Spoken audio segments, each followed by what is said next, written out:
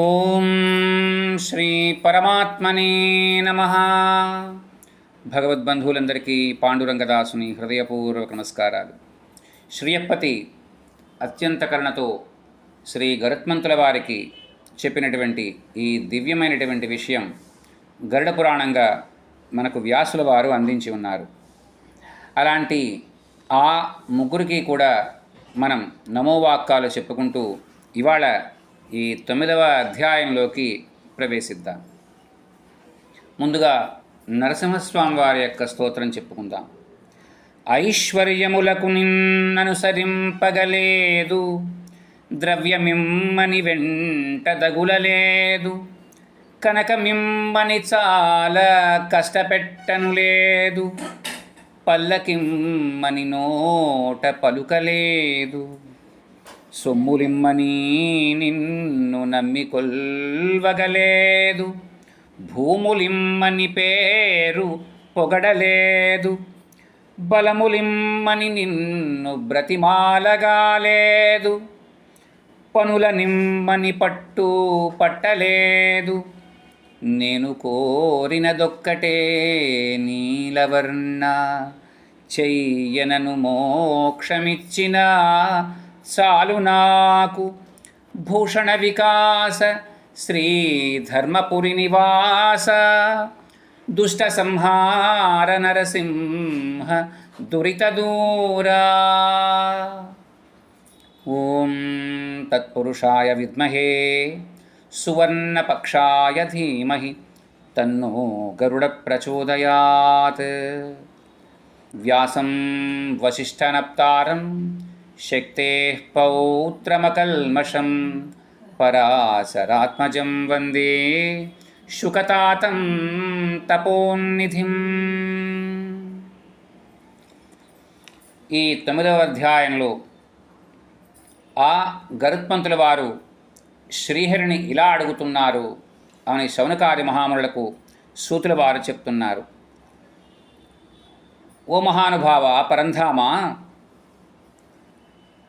ప్రారబ్ధవశాన సంప్రాప్తమైనటువంటి ఈ దేహాన్ని ఎప్పుడు విడవలసి వస్తుందో, దానికి ముందుగా మనం ఆ సమయాన్ని ఎలా తెలుసుకుంటే బాగుంటుందో, ఒకవేళ నీ అనుగ్రహం వల్ల ఈ దేహం విడుస్తున్నాము కొంతకాలంలో అన్న సంగతి మానవులకు అవగతమైతే అతడు ఏం చెయ్యాలి అని అడిగారు. దానికి పరమాత్మ చాలా సంతోషించారు.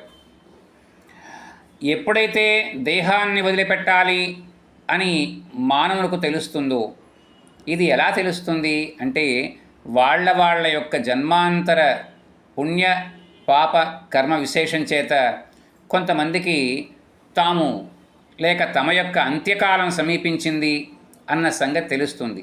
అది వాళ్ళ యొక్క చేష్టితాలలో లేక వాళ్ళ యొక్క మాటలలో మనం తెలుసుకుంటూ ఉంటాం.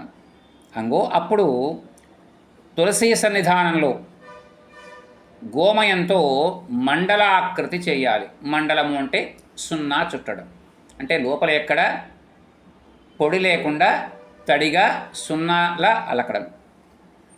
దాని మీద తిలలు చల్లాలి, ఒత్తుగా అంటే నల్ల నువ్వులు చల్లాలి.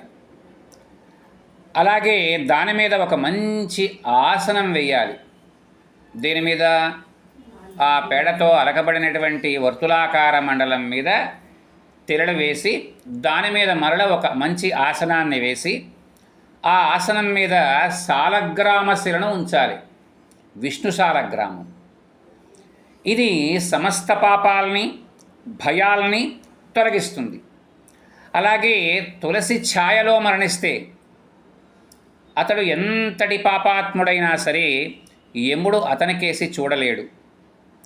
పైన చెప్పినటువంటి తిలదర్భాసనం మీద మరణిస్తే అతడు పుత్రహీనుడైన విష్ణు సాయుధ్యం పొందగలడు. ఇది ఒక ఉపాయం. ఇంకా ఓ గరుత్మంత, తిలలు, దర్భలు, తులసి అనే ఈ 3 వస్తువులు కూడా నా నుంచి ఉద్భవించినవే. ఇవి అత్యంత పవిత్రములైనవి. ఈ తిలల్ని చూడడంతోనే అసురులు దైత్యులు పారిపోతారు.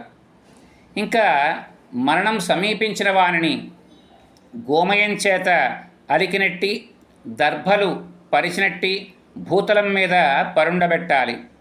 అలకబడినటువంటి మంచము మొదలైనవి పవిత్రమైనవి కావు. వాటిని భూతప్రేత పిశాచాలన్నీ కూడా ఆక్రమించుకుని ఆశ్రయించుకుని ఉంటాయి. శ్రాద్ధదేవుని పూజ, అగ్నిహోత్రం, బ్రాహ్మణ భోజనం ఇవి అలకనటువంటి నేల మీద చెయ్యకూడదు. అంత్యదశలో జీవునికి నోటిలో రత్నం అలాగే స్వర్ణం ఉంచి సాలగ్రామ తీర్థం పొయ్యాలి. ఆ తదుపరి గంగాజలాన్ని పొయ్యాలి. అది పానం చేయగలిగినటువంటి జీవుడికి మోక్షం తథ్యం. మరి ఎలా జరుగుతుంది అంటారు. కొంతమందికి గుటక వేసేటువంటి అవకాశం దొరుకుతుంది, కొంతమందికి గుటక వేయడానికి అవకాశం దొరకదు. అది తిరిగి మరల పెదాల పక్క నుంచి కారిపోతూ ఉంటుంది. అంటే లోపలికి వెళ్ళదు, నోరు నిండిపోయి పక్క నుంచి వచ్చేస్తుంది. అంగో అలాగా గంగ స్పర్శ దర్శనం మహాపుణ్యం. గంగా అన్న మాటని 2 సార్లు స్మరించినా సరే పుణ్యమే. కనుక గంగా నదిని స్మరిస్తూ ఉండాలి. లేకపోతే గంగా భవానీ గాయత్రి లలితా సహస్రనామం ఉత్తరపీఠికలో ఉంటుంది. శ్లోకం 77వ శ్లోకం, 71 కానీ ఆ శ్లోకానన్నా జపించాలి, నమస్కరించాలి, గంగోదకాన్ని పానం చెయ్యాలి. భాగవతం వంటి మోక్షదాయక గ్రంథాలని అక్కడ కూర్చుని చదవాలి.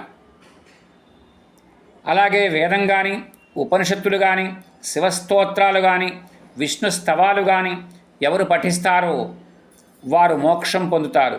ఈ విధంగా వర్తించే ధర్మాత్ముల యొక్క ప్రాణాలు ముఖఛిద్రాల నుంచి పోతాయి. అంటే చెవులు, కళ్ళు, నాసిక, నోరు ఇక్కడి నుంచి కింద భాగాల నుంచి పోయేవి దుర్మార్గులకు వెళ్తాయి. ప్రాణాలు పోవడం వల్ల శరీరం నిర్విచేష్టమవుతుంది.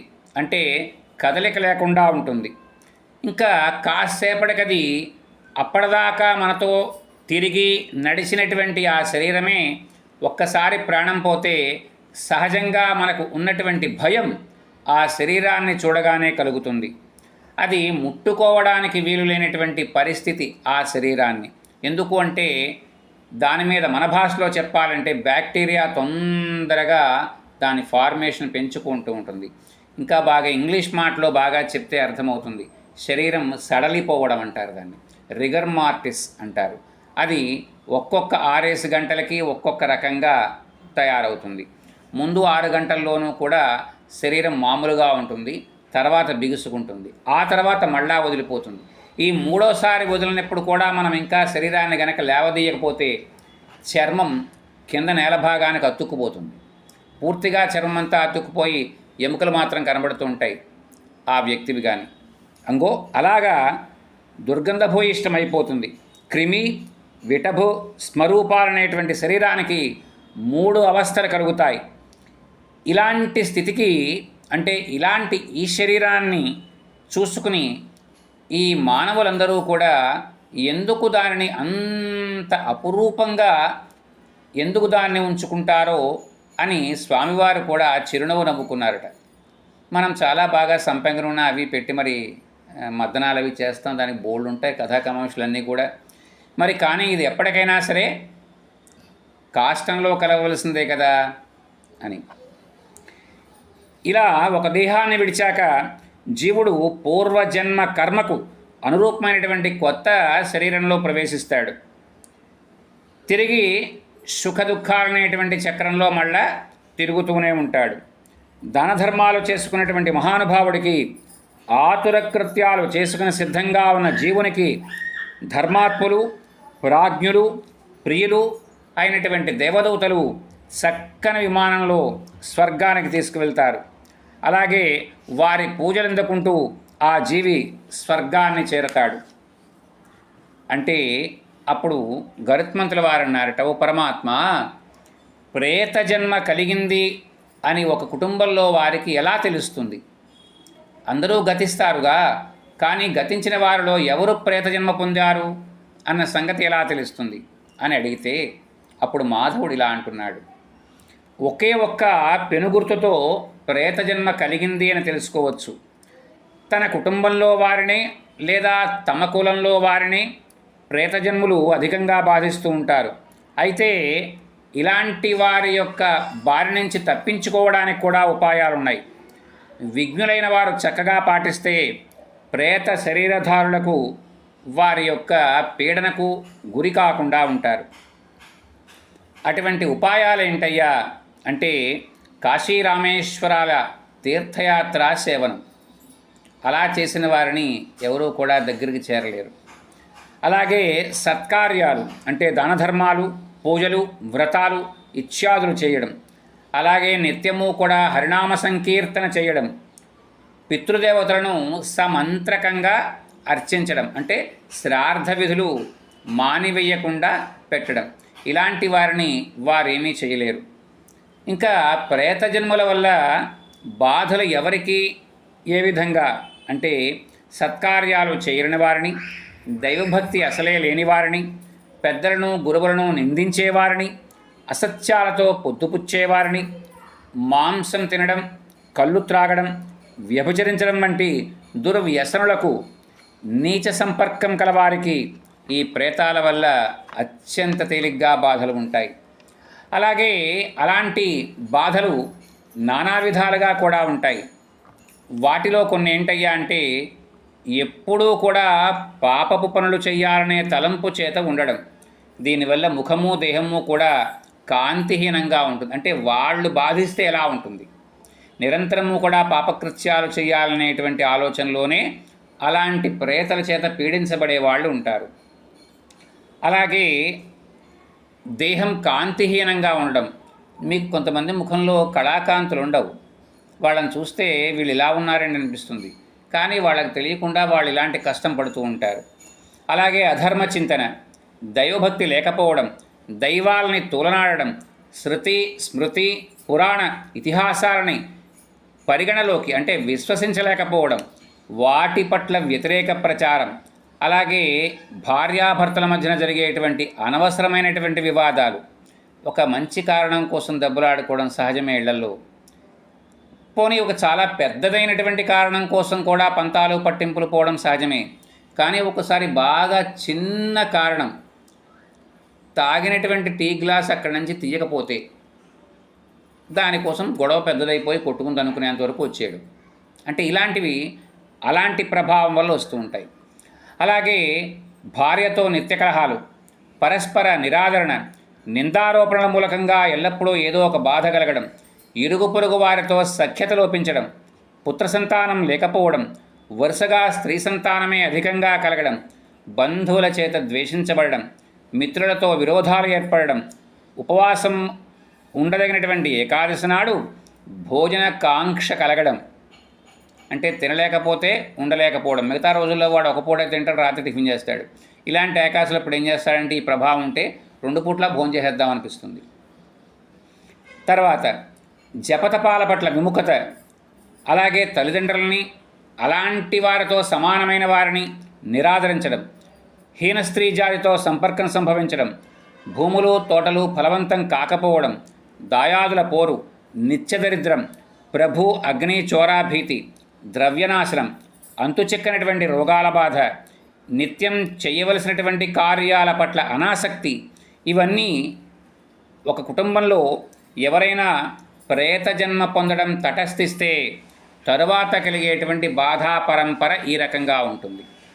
పైగా ఆ ప్రేతజన్ముడు దుష్టరూపంలో కలలో కనిపించి తన వాళ్ళని భయపెట్టేటువంటి దుర్ఘటనలు కూడా కలుగుతూ ఉంటాయి. అప్పుడు గరుత్మంతుల వారు అడుగుతున్నారు, ఓ కళ్యాణగుణధామ, ప్రేత జన్మకు కారణమేంటి? ఒకవేళ ఎవరైనా అట్టి జన్మం కలిగితే వారు ఏం భుజిస్తారు, వారు ఎక్కడ నివాసం ఉంటారు అంటే అప్పుడు ఆ మహానుభావుడు అంటున్నారు, వైనతేయ, పూర్వజన్మలో మహాపాపం చేస్తే ప్రేతజన్మ వస్తుంది. నూతులు, చెరువులు, సత్రాలు, దేవాలయాలు ఏ పుణ్యాత్ముడో ప్రతిష్ఠిస్తాడు. అవి సకల జనులకు ఉపయోగకారిగా ఉన్న తరుణంలో అతని తర్వాత వంశం వాడెవడో దానపట్టా రద్దు చేసి విక్రయానికి పెడతాడు. ఆ ధర్మ సంబంధమైనటువంటి ఆస్తుల్ని అమ్మ చూపుతాడు. అలా ఎవడైతే చేస్తాడో వాడికి ప్రేతజన్మ వస్తుంది. మొదటగా ప్రజా వినియోగార్థం దాన ధర్మాలు చేసి కొంతకాలానికి ఆ వ్యక్తే వాటిని అమ్మ చూపినా కూడా ప్రేతజన్మ వస్తుంది. ఇతరుల యొక్క భూమిని కాజేయాలని చూసేవాడు, గ్రామం, పొలం, తోటలు, ఇతరులకు సంబంధించినటువంటి భూభాగాల్ని హద్దుల వంచనతో తన స్వాధీనంలోకి తెచ్చుకునేవాడు, తటాకము లేక బావి పూడ్చి తనకు చెందినటువంటి భూమిలో కలుపుకునేవాడు, చండాలుని చేత చంపబడేవాడు, నీటి యందు పడి మృతి చెందినవాడు, పిడుగుపడి మరణించినవాడు, అగ్ని ప్రమాదానికి లోనై మరణించినవాడు, గోవు లేక ఎద్దు పొడవడం వల్ల గతించినవాడు, ఉరివేసుకుని ప్రాణం తీసుకునేవాడు, విషం లేదా విషజీవుల యొక్క విషకీటకాల యొక్క కాటుకు గురై కాలం తీరిపోయినవాడు, శస్త్రాది ఆయుధాల వల్ల చంపబడినవాడు, తన కులం లేక తన వంశంలో తానే ఆఖరివాడిగా మృతి చెందేవాడు, దేశాంతరంలో అంటే నాలాంటివాడు, తన వంశంలో ఆఖరివాడిగా మృతి చెందడం అంటే నేనే, మా నాన్నగారి తర్వాత నేను, నా తర్వాత మళ్ళీ 2 అమ్మాయిలే, అంత నాలాంటివాడు అనమాట. దొంగల చేత కొట్టబడడం వల్ల ప్రాణాలు కోల్పోయినవాడు, అంతు చిక్కని రోగాల చేత అవసాన కాలం సమీపించకుండానే చనిపోయినవాడు, వృషోత్సర్జనం చేయకుండానే మరణించినవాడు, తల్లిదండ్రుల యొక్క శ్రాద్ధకర్మలు చేయకుండా మరణించినవాడు. ఇవి ఇంకా చెప్తాను గరుత్మంత. పర్వతాలు కొండ వాళ్ల నుంచి జారి పడి చనిపోయినవాడు, గోడ క్రింద పడి ప్రాణాలు కోల్పోయినవాడు, నిద్రించిన రీతిలోనే మరణించినవాడు, మేడలపైన ప్రాణాలు విడిచినవాడు, భగవంతుని యొక్క నామాన్ని ఉచ్చరించకుండా మరణించినవాడు, రజస్వల అయిన స్త్రీని తాకినా, చండాలుని తాకినా, స్నానం చేయక అశుచిగా ఉన్న వేళ అందరినీ అయిన వారందరినీ కేవలం ఇతరుల యొక్క చెప్పుడు మాటలు విని దూరం చేసుకుని మరణించినవాడు, మనుస్మృతికి విరుద్ధంగా తీర్పులు ఇచ్చేవాడు, మిత్రద్రోహి, కళ్ళు త్రాగి దుర్భాషలాడేవాడు, తెల్లని పట్టును గాని స్వర్ణాన్ని గాని దొంగిలించేవాడు, గురుభార్యతో గమనం చేసేవాడు ప్రేతజన్మ పొందుతారు. రజస్వలగా మృతి చెందే స్త్రీకి ప్రేతజన్మ వస్తుంది. ఇంకా ప్రేతజన్మలు ఎక్కడ ఉంటారు? జనసంచారం అంతగా లేనటువంటి, అలాగే వృక్షాలు లేనటువంటి, కణకణమండే నిప్పుల మాదిరి ఇసుక ఏ వేడి ఎక్కి వేడిగాలులు వీచేటువంటి ఇసుకడారుల్లో వీరు సంచరిస్తూ ఉంటారు. గాలివాటుకు సుదూర తీరాలకు ఎగిలి తమ యొక్క వంశీకుల్ని కష్టపెడుతూ ఉంటారు. ఓ గరుత్మంతుడా, బ్రాహ్మణుడు మృతి చెందితే వానికి బ్రాహ్మణుడే కర్మకాండ నిర్వర్తించాలి. అలాగే శూద్రుడు మరణిస్తే కర్మకాండ శూద్రుడే చెయ్యాలి. అలాగే బ్రాహ్మణుని యొక్క అగ్ని సంస్కారానికి పిడకలు, అగ్ని, ఎండుపొలలు, బియ్యం వంటివి శూద్రుడు తీసుకెళ్లరాదు. అలాగే శూద్రుడు గతిస్తే మిత్రత్వం చేతనైనా సరే అతడికి సంస్కారాల నిమిత్తం బ్రాహ్మణుడు ఈ వస్తువులు తీసుకెళ్ళరాదు. అలా చేస్తే ఆ 2 వారులకి కూడా ప్రేత జన్మ సంప్రాప్తమవుతుంది అన్నారు. ఇంకా తర్వాత మనం 10వ అధ్యాయంలో ప్రవేశిద్దాం. సూత మహాముని శౌనకాది మహామునులతో అంటున్నారు, ఓ ఋషివర్యులారా, అనంతరం శ్రీయప్పతి అయినటువంటి భగవంతుడైన ఆ శ్రీమన్నారాయణమూర్తిని గరుత్మంతుల వారు తర్వాత ప్రశ్నించబోతూ ఉండగా అప్పుడు పరమాత్మే మరల గరుత్మంతుల వారితో అంటున్నారట, ఓ గరుడా, ఇంతకు పూర్వం చెప్పిన అంశాలని వాటి గురించే మళ్ళా వివరంగా చెప్తున్నాను విను. ఇంకా పుత్రులు, పౌత్రులు ఔర్ధ్వదైహికం ఆచరిస్తే గాని పితృ రుణం తీర్చిన వారు కాలేరు. ఔర్ధ్వదైహికము అంటే ఊర్ధ్వలోకాలకి వెళ్ళేటువంటి పని వాళ్ళకి చేయించాలి. అలా చేయిస్తే తప్ప పితృరుణం తీర్చేటువంటి పరిస్థితి రాదు. ఇలా ఎప్పుడు రాదు అంటే మనం 1 సంవత్సరం చేసో, 2వ సంవత్సరం చేయక, మళ్ళా ఎవరో పెద్దలు ఎవరో చెప్తే మళ్ళీ 3వ సంవత్సరం చేసో, ఇలా కాక దీన్ని ప్రతి సంవత్సరము మనం ఊర్ధ్వలోకాలకి వాళ్ళు వెళ్ళేటువంటి అవకాశం ఏ సందర్భాలలో వస్తాయో, ఒక సంక్రమణం, అలాగే ఒక అమావాస్య పితృతర్పణం చేస్తారు, సంక్రమణాలకు చేస్తారు, అలాగే ఏదైనా పుష్కరాలు వచ్చినప్పుడు చేస్తారు. ఇలాంటివన్నీ కూడా ప్రత్యేకంగా జరిగేవి. లేక రుద్రప్రయాగ, దేవప్రయాగ, కర్ణప్రయాగ ఇలాంటి వాటిల్లో కూడా వెళ్ళినప్పుడు చేస్తారు. ఇవన్నీ కూడా ఖచ్చితంగా అమలుపరచాలి. మనం ఉత్తర భారతదేశం తీర్థయాత్రలకు వెళ్తాం కానీ అవన్నీ కూడా ఈ పనులతో పాటుగా అవి చెయ్యాలి. అలాగా ఔర్ధ్వదైహికం ఆచరించాలి. అప్పుడు కానీ పితృణం తీర్చిన వారు కాలేరు. ఇది ఆచరించక ఎన్ని దానాలు చేసినా ప్రయోజనం ఉండదు. ముఖ్యంగా అంత్యేష్టి జరిపించాలి. అంత్యేష్టి అంటే దహన సంస్కారాలు. ఇది చాలా చాలా ముఖ్యం. ఇది చేసిన వారు అగ్నిష్టోమ ఫలాన్ని పొందుతారట ఆ పుత్రుడు. తండ్రికి గనక దహన సంస్కారాలు చేస్తే అగ్నిష్టోపమని, ఆప్తోర్యామని, శాంతపరమని, వాజపేయమని, అశ్వమేధమని చాలా అద్భుతమైనటువంటి మహాయాగాలు ఉన్నాయి. కొన్ని వందల కోట్ల రూపాయలు ఖర్చు అయ్యేవి. తండ్రికి గనక దహన సంస్కారాలు జరిపించగలిగితే ఆ యాగాలు చేసిన పుణ్యం వస్తుంది. కన్యాదానం చేసిన ఈ యాగాలు చేసిన పుణ్యం వస్తుంది. ఇలాంటివి 100 యాగాలు చేస్తే ఎంతో, ఒక్కొక్క పేరుతో చెప్పిన యాగాల్ని అంత పుణ్యం కన్యాదానం చేస్తే వస్తుంది. అలాగే తండ్రికి అంత్యేష్టి చేసినా వస్తుంది. తల్లిదండ్రులు మరణించినప్పుడు శోకం విడిచి పుత్రుడు బంధుసమేతుడై సర్వపాపాలు తొలగిపోవడానికి క్షురకర్మ చేయించుకోవాలి. అలా చేయించుకోనివాడు తల్లిదండ్రుల్ని సంసార సాగరం నుంచి తరింపు చేయజాలడు.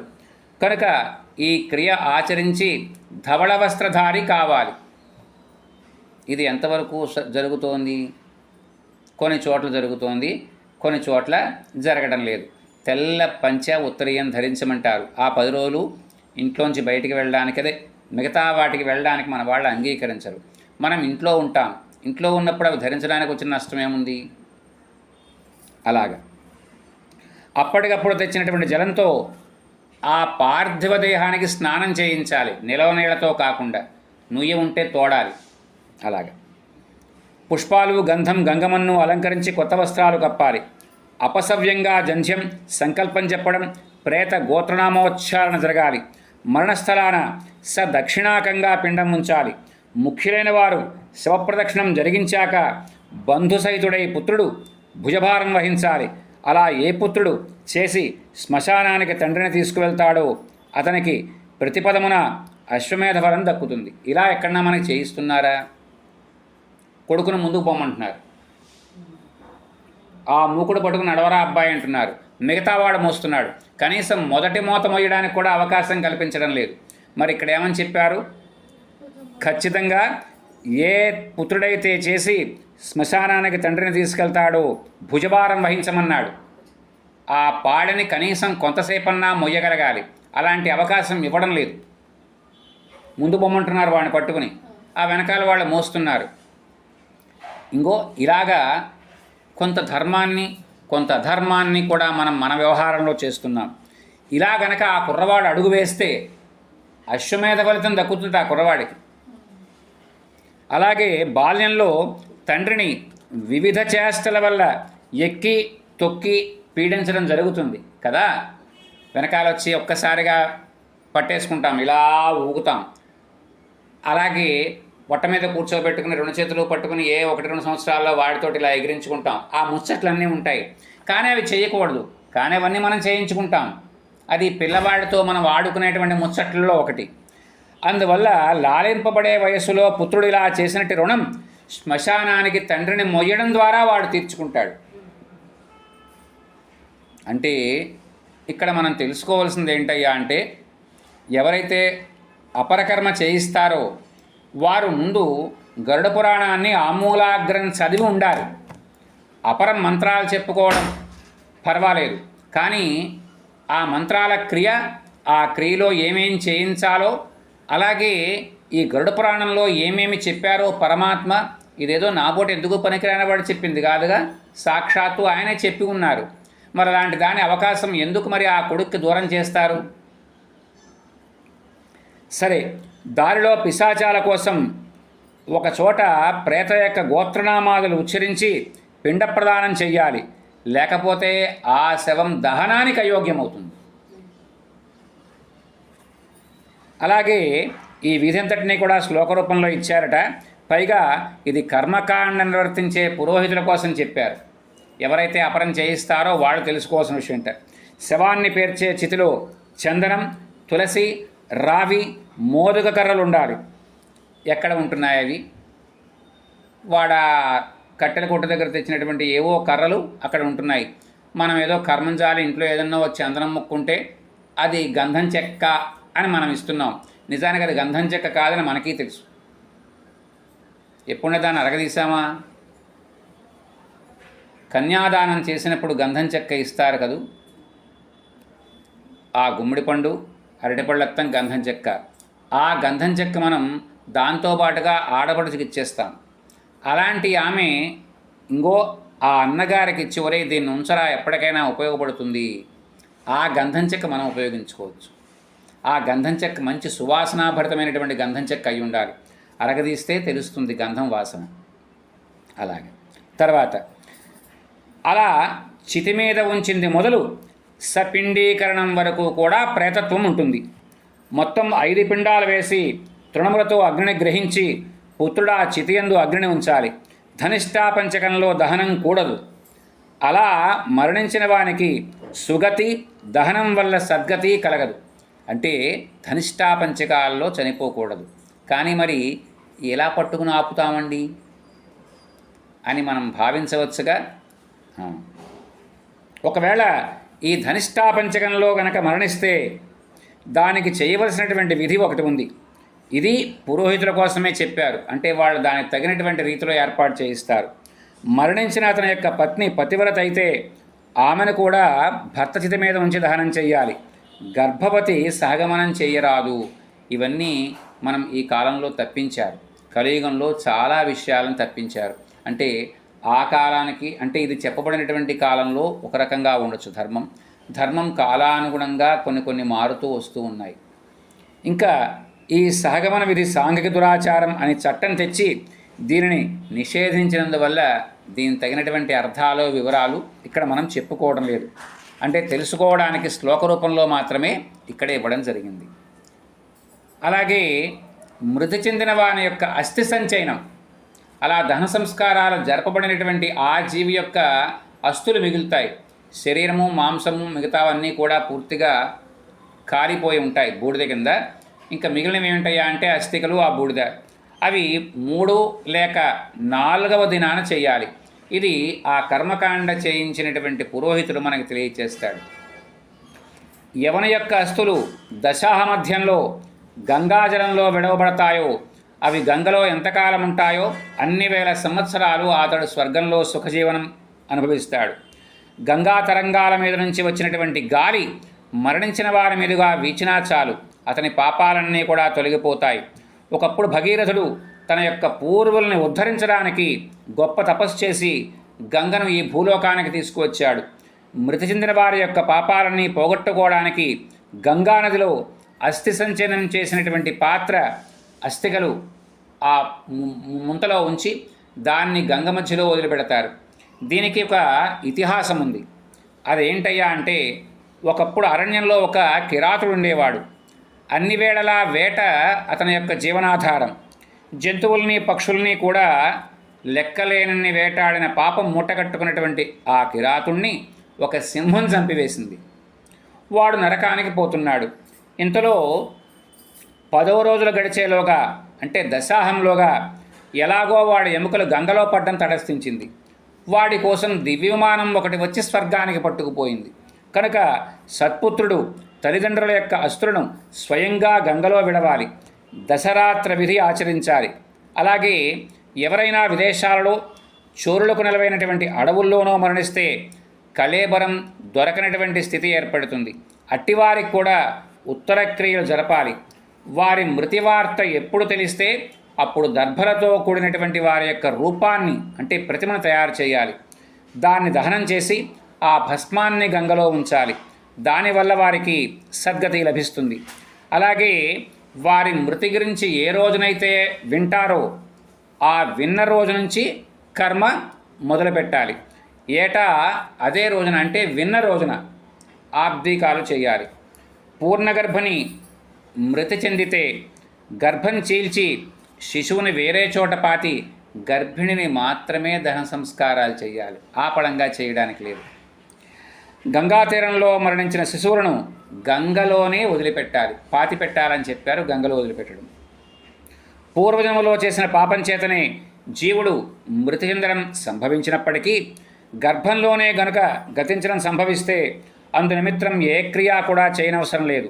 5 ఏళ్లలో పిల్లలు గనక మృతి చెందినట్లయితే ఆ వయస్సు పిల్లలకు పాయసం కానీ భోజనం కానీ క్షీరం కానీ పంచిపెట్టాలి. 11వ రోజున మాత్రం శాస్త్ర విధిని అనుసరించి కర్మ చేయవచ్చు. అలా వృషోత్సర్జనం కానీ విశేష దానాలు కానీ ఇటువంటి వారి విషయంలో అవసరం లేదు. గతించిన వాడు బాలుడైనా యవ్వనవంతుడైనా వృద్ధుడైనా ఉదకంపదానం మాత్రం తప్పనిసరిగా చెయ్యాలి. 3 ఏళ్లలోపు పిల్లలు మృతి చెందితే వారిని భూమిలో 6 అడుగుల లోతున పాతిపెట్టాలి. 24వ మాసాల నుండి 25వ మాసం పుట్టిన తర్వాత గతించు బిడ్డలను దహనం చెయ్యాలి.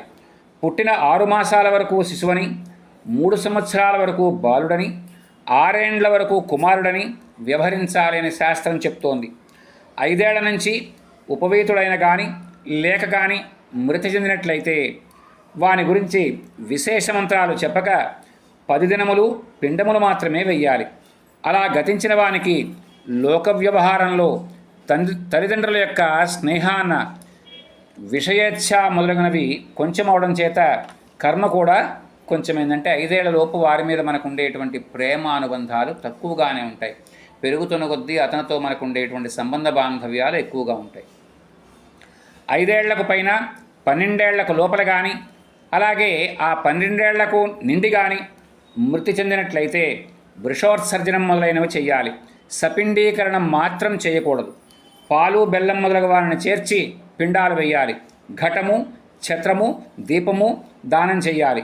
అలా చెయ్యకుండా గనక మృతి చెందితే అడవి మ్రానుగా పుడతాడు అలాంటివాడు.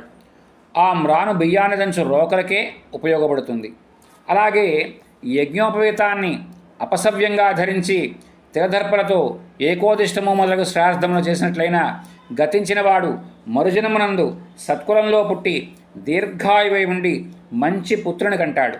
అంటే యజ్ఞోపవీతాన్ని అపసవ్యంగా ధరించి తిరదర్భలతో ఏకోదిష్టము అంటే ఒకరి గురించి మనం చేసేటువంటి శ్రాద్ధాలు అవ్వచ్చు, మనం ఎవరికైతే చేస్తున్నామో వారి అవ్వచ్చు. ఖచ్చితంగా ఈ దంధ్యం మార్చుకోవడం అది మాత్రం వాళ్ళు చెప్పాలి, మనం మార్చుకోవాలి. కొన్ని చోట్ల హడావిడిలో వాళ్ళు ప్రాచీనావీతి అంటారు. వీడు ఇక్కడ అక్కడ కూడా బుర్ర పెట్టి చూస్తూ ఉంటాడు. అది మాత్రం ఉపవీతి అంటే మామూలుగా ఇలాగే ఉంటుంది. ఈ కుడి పక్కకి ప్రాచీనావీతి అంటే దీన్ని ఎడంపక్క భుజం మించి అలా ఎడంపక్కకి వేస్తారు. అలా మార్చుకోవడం మర్చిపోతూ ఉంటాం ఒకళ్ళు. ఆ బ్రహ్మగారు కూడా ప్రతి క్షణము కూడా ఏమరుపాటు లేకుండా యజమానిని గమనిస్తూ ఉండాలి. ఆ యజమాని ప్రాచీనావీతి చేస్తున్నాడా చేయట్లేదా అన్న సంగతి. అలా గనక చేస్తే తర్వాత మంచి కులంలో పుట్టి దీర్ఘాయుష్మంతుడిగా అవుతాడట నాలాంటి వాడు. అది తర్వాత యతులు మరణించినచో వారికి దహనము ఉదకదానము చేయరాదు. అశౌచం పట్టరాదు. యతులకు అశౌచం ఉండదు. అలాగే యతులు దండమున పట్టుడు చేత నారాయణ స్వరూపమవుతున్నారు కాబట్టి వారికి ప్రేతత్వం ఉండదు. వారిని గంగా మున్నగు నదుల యందు విడవాలి. అలా నదులు లేనట్లయితే 6 అడుగుల లోతు తీసి వారు కూర్చున్న విధానంలో కిందకి అలా దింపి అక్కడ సుగంధ ద్రవ్యాలన్నీ కూడా దాని నిండా వేసి అప్పుడు వారిని మట్టి వేసి కప్పుతారు. వారికి తీర్థశ్రాద్ధము గయాశ్రాద్ధము మున్నగ వాటిని మాత్రం భక్తితో మనం చేయవచ్చు. ఓ పక్షిరాజా, మృతి చెందిన వానికి సంవత్సరీకం చేస్తారు. అప్పుడే సపిండీకరణ విధి నిర్వర్తించాలి. ఆ వంశంలో అంతకపూర్వం మరణించిన వారికి పిండాలతో సంయోజనం చేయవలసి ఉంటుంది. అలా చేయడం వల్ల మరణించిన జీవుడు ప్రేతత్వాన్ని వీడి పితృదేవతలతో కలుస్తాడు. ఇప్పుడు మనం చేస్తున్నప్పుడు ఎలా ఉంటుందయ్యా అంటే సపిండీకరణము అన్న మాట దశాహం రోజున ఒకసారి చేస్తూ ఉంటారు. ఇందులో ఉదాహరణకు మా నాయనగారు స్వర్గస్థులయ్యారు. స్వర్గస్థులైతే మా నాన్నగారు అంతవరకు వారి నాన్నగారికి వారి తాతగారికి వారి ముత్తాతగారికి పిండ ప్రదానాలు చేసేవారు. మా నాన్నగారే స్వర్గస్థులైతే అప్పుడు ఈ లిస్టులో ఉన్నటువంటి చిట్ట చివర ఆయన ఎవరున్నారో వారు పితృదేవతా కోటిలో కలుస్తారు. మా నాన్నగారు మొదటి వరుసలో ఉంటారు, అంటే వసురూపానికి వస్తారు. మా తాతగారు రుద్రరూపానికి వెళ్తారు. మా ముత్తాతగారు ఆదిత్య రూపంలో ఉంటారు. ఆ తర్వాత ఇదివరకు వరుసలో ఉన్న ఆయన పితృదేవతా రూపంలోకి వెళ్తారు. ఇలాగా అంతేకాదు, జీవుడు మృతి చెందినటువంటి 12వ దినమున కానీ త్రైపక్షంలో కానీ, త్రైపక్షం అంటే 3, 15, 45, 6వ నెలలో కూడా సపిండీకరణం చేయవచ్చు. ఇది కూడా శాస్త్ర సమ్మతమే. ఇది ఇంచుమించుగా సపిండీకరణం మనకి 10వ రోజున దశాహం అయిన తర్వాత మొదలెట్టేస్తున్నారు, 11వ రోజున. అసలు సంవత్సరం తర్వాత చేయమని. కానీ త్రైపక్షంలో కానీ 6 నెలల తర్వాత కానీ కూడా చేయవచ్చు అని చెప్పారు. ఇంకా సపిండీకరణ కాల ఔచిత్యాన్ని చెప్పుకుందాం. తండ్రి మృతి చెందినప్పుడు అతని యొక్క పుత్రుడు కర్మకాండ అంతా సక్రమంగానే ఆచరించి సపిండీకరణ మాత్రం ఆపినట్లయితే ఆ తండ్రికి పితృదేవత్వం సిద్ధించిన స్థితి ప్రమాదవశాత్తు ఏర్పడవచ్చు. అంటే దేహం అనిత్యం కనుక సద్గతులు కలిగించవలసినటువంటి ఆ పుత్రునికి మరణం సంభవించడం. మీకు అర్థమైందా? అంటే మా నాన్నగారు మరణించారు, సపిండీకరణం చెయ్యాలి. అది మామూలుగా ఎప్పుడు చెప్పారని చెప్పుకున్నాం? సంవత్సరేకంలో అన్నారు, లేదా 6వ నెలలో అన్నారు, లేదా త్రైపక్షకం అంటే 3, 15, 45వ రోజున అన్నారు. కానీ నాన్నగారు గతించిన తర్వాత నా అదృష్టం బాలేక నేను ఏ 6వ నెలలోనో కనుక గతిస్తే ఆయనకి ఇబ్బంది వచ్చేస్తుంది అక్కడ. అందుకని మన వాళ్ళు ఏం చేశారంటే దాన్ని ఈ 10వ రోజు తర్వాత 11వ రోజు నాటికి తీసుకొచ్చేసారు. ఏమవుతుంది? మామూలుగా అయితే ధర్మం ప్రకారం సంవత్సరీకానికి చేయమన్నారు. సంవత్సరం దాకా కనుక నేను లేకపోయి నేను వెళ్ళిపోతే పరిస్థితి ఏంటి? అక్కడ ఆయన ఇబ్బంది పడతాడు. అలాగనమాట. ఈ అవాంతరాలని అధిగమించడానికే సంవత్సరీకాల వరకు కూడా ఈ కర్మ నిలుపు చేసి ఉంచక 12వ దినంలో కానీ, అప్పుడు కనుక కుదరకపోతే త్రైపక్షకంలో కానీ చేస్తున్నారు. లేక 6 నెలలకు కానీ నిర్వర్తించవచ్చు అన్నారు. అలాగే మరొక విషయం, సపిండీకరణం చేయకుండా ఆ ఇంట శుభకార్యాలు ఏవి చేయకూడదు. ఇప్పుడు మా నాయనగారు మరణిస్తే మా అమ్మాయికి వివాహం చేసినట్లయితే ఆ 16 రకాల దానాలలో ఒకటైనటువంటి కన్యాదాన ఫలితం వారికి చేరుతుంది, ఇవ్వచ్చు. కానీ సపిండీకరణం చేయకుండా అమ్మాయి వివాహం చేయడానికి లేదు. ఈ కారణం వల్ల కూడా మన వాళ్ళు దాన్ని 12వ రోజుకు తీసుకువచ్చారు. ఎందుకంటే కర్తకు సపిండీకరణం చేస్తే అశౌచం తీరిపోతుంది. మీకు అర్థమైందా ఈ సంగతి? అశౌచం ఎప్పటిదాకా ఉంటుంది? సంవత్సరం దాకా ఉండదు. మనం 12వ రోజున చేస్తున్నాం కాబట్టి అశౌచం తీరిపోతోంది. కాకపోతే దేవాలయాలకి వెళ్ళకూడదని చాలామంది చెప్తున్నారు. వెళ్ళవచ్చు దేవాలయాలకి, అక్కడ తీర్థాన్ని సేవించవచ్చు, భగవత్పాదోదకం సేవించవచ్చు, భగవత్ ప్రసాదం సేవించవచ్చు. కాకపోతే పరమాత్మ యొక్క గుర్తుగా మన మీద పెట్టబడేటువంటి కదా పునఃశంకరధాంగకల్పకధ్వజారవిందాంచిత పత్రలాంఛనం త్రివిక్రమ త్వచ్చరణాంబుజద్వయం మదీయం మూర్ధానమలంకరిష్యే అని చెప్పి పెట్టేటువంటి శఠారి మాత్రం అతనికి 10 రోజుల్లోనూ దేవాలయ దర్శనం లేదు. కాబట్టి ఆ తర్వాత కూడా ఈ అశౌచక్రియ ఎవరు ఎప్పుడు చేస్తారు సపిండీకరణం అన్నది ఎవరింట్లోనూ మీ ఇంట్లో చేశారా లేదా అని ఏమడుగుతాం వాళ్ళని? అందుకని మన వాళ్ళందరూ కూడా సంవత్సరం అయ్యేంత వరకు కూడా శఠారి పెట్టకుండా దోసిలి పట్టమని అడుగుతున్నారు. సపిండీకరణం అయిపోయిందండి మీరు పెట్టవచ్చని చెప్పి ఏ గతించిన తండ్రి తాలూకు కొడుకు చెప్తాడు? అంతటి ప్రజ్ఞ ఎవడకుంది ఈ కాలంలోనూ? అసలు సపిండీకరణం అంటే ఏంటో వాడికి తెలుసా? అందువల్ల ఇలాంటి ఇబ్బందులు వస్తాయని మన వాళ్ళు అలా చెప్పడం జరిగింది. తర్వాత ఈ కారణం వల్లనే సపిండీకరణ విధి ముగిసేంత వరకు సన్యాసులకు కూడా భిక్ష వేయకూడదు. అంటే దీనివల్ల అన్ని రకాలైనటువంటి అర్హతల్ని మనం కోల్పోతాం. అలా కోల్పోకుండా ఉండడం కోసమే 12వ రోజుకి కానిచ్చేసి మన వాళ్ళు తర్వాత అంతా కూడా వాళ్ళకి ఎలాంటి ఇబ్బంది లేకుండా చేస్తున్నారు.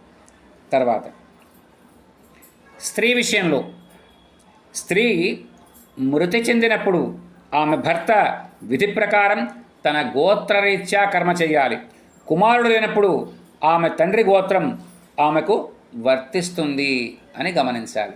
ఇంక తర్వాత ఎవరు కర్మ చేయదగిన వారు అన్న విషయాన్ని మనం పరమాత్మానుగ్రహంతో రేపటి రోజున తెలుసుకోవడానికి ప్రయత్నం చేద్దాం. హరి ఓం తత్సత్.